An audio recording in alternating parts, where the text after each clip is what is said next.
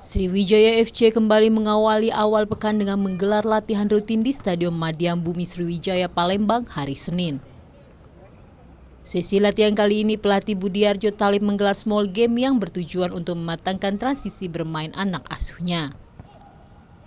Selain itu, Budiarjo juga mulai membiasakan anak asuhnya untuk dapat melakukan serangan balik cepat dalam satu pertandingan. Yang kita perbaiki mungkin finishing aja, mungkin lebih harus banyak finishing, terus memanfaatkan lebar lapangan gitu.